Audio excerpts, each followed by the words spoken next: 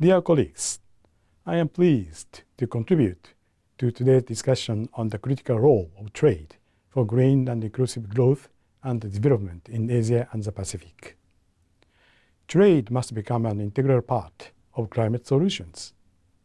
As trade-related activities contribute to roughly a quarter of global carbon emissions, trade finance can make an outsized impact on emission reduction.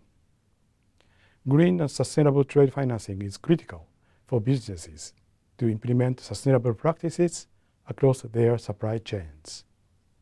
This will improve the sustainability performance of firms by building sustainability into value chains, shifting production to carbon-efficient locations, spreading low-carbon technologies globally. Countries from Asia and the Pacific should play a positive role and actively support sustainable and inclusive trade and supply chains through reducing trade barriers on environmental goods and services, decarbonizing supply chains, and expanding access to green trade financing, particularly for SME suppliers. The trade finance gap remains large.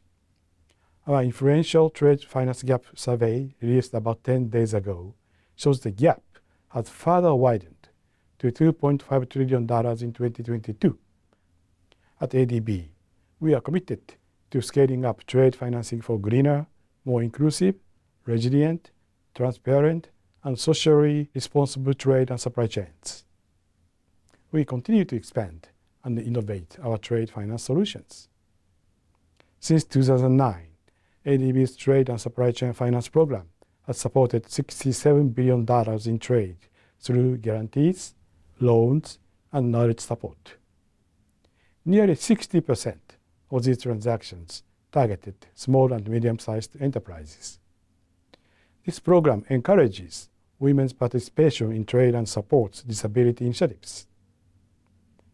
Finally, the program also promotes green trade through carbon tracking and reporting across supply chains, and works to implement environmental and social management systems in partner banks.